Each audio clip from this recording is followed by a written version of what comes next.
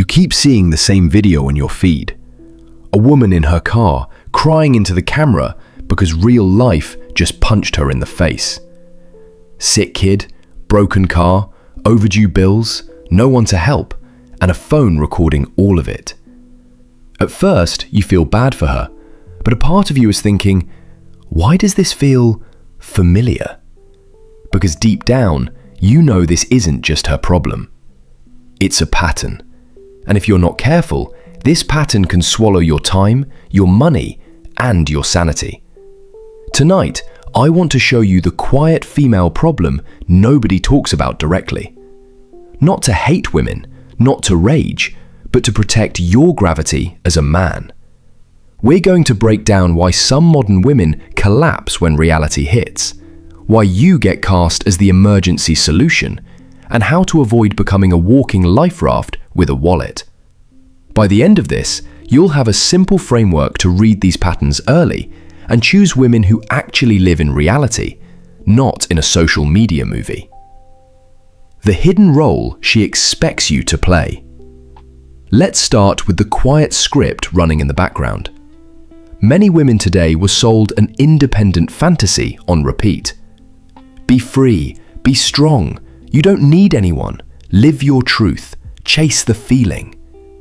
But nobody walked them through the invoice that reality eventually sends. Bills don't care about your self-discovery. Landlords don't care about your truth. Kids don't care about your mood when they're sick at 2 a.m. And here's where you come in. When real life gets heavy, a lot of people, not just women, reach for a rescue.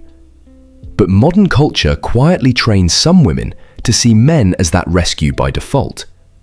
Fix the car, fix the basement, fix the kid's behavior, fix her emotions, fix her entire life. You become the emergency exit she keeps behind glass. Break in case of adult responsibilities. This is where men get burned. She wanted full independence when she walked away from structure, discipline, or a good man. But when the cost shows up, she doesn't want partnership. She wants a utility. What's actually going on in her psychology? To protect yourself, you need a model, not just anger. In PsycheLure, we talk about the invisible audience. That's the imaginary crowd in her head watching every move she makes, clapping for her bravery and struggles. Social media poured gasoline on this. When life feels hard, instead of quietly solving the problem, the invisible audience whispers, "Tell them how overwhelmed you are. They'll understand. They'll praise you." So struggle becomes content. Breakdown becomes a brand. At the same time, nobody built her inner courtroom. That's the part of the mind that can say, "Okay, I feel this way, but what's my responsibility here?" When the inner courtroom is empty, there is only one verdict for every situation. Life is unfair, and someone else needs to fix it. Now put those two forces together. Weak inner courtroom plus loud invisible audience equals a very specific pattern. Public emotion, private chaos, zero accountability. Notice something important here. This is not about all women. There are women with brutal lives who handle reality with more strength than most men.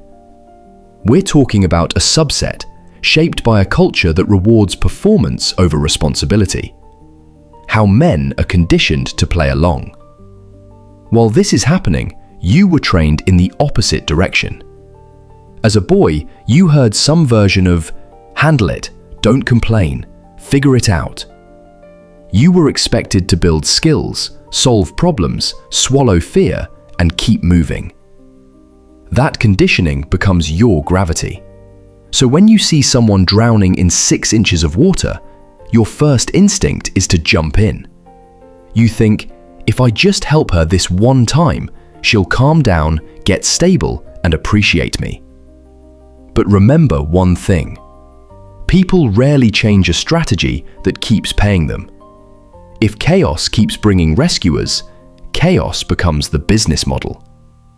If crying to the internet keeps bringing sympathy, attention, and sometimes money, the inner courtroom never gets built. And you, if you're not careful, become part of that system. How to protect your gravity in this environment. So, how do you protect yourself without becoming bitter or paranoid? Let's walk through a simple 4-step framework. Step 1. Watch how she handles small reality. First, stop listening only to her words. Watch how she handles small, boring problems. The tire is flat. Does she make 3 calls, look up a solution, and stay grounded?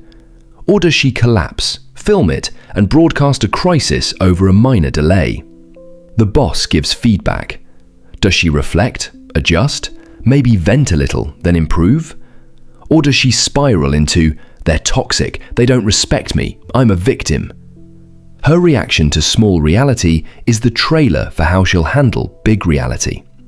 If she can't manage Tuesday, she won't magically become a warrior on Saturday. Step 2. Listen for the accountability allergy. Second, listen for what I call the accountability allergy. When something goes wrong, how many times does she use the word they? They didn't help me. They judged me. They made me feel this way.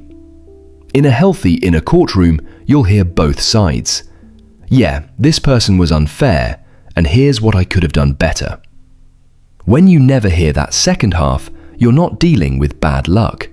You're dealing with a worldview. And if you join her life, that worldview eventually points at you. When reality gets heavy, the story becomes, he didn't do enough.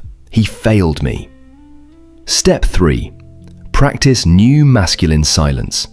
Third, develop what I call new masculine silence. This is not the sulking, passive-aggressive silence of a boy. It's the grounded stillness of a man who refuses to be dragged into drama that solves nothing. When someone lives off emotional performance, they expect you to react instantly.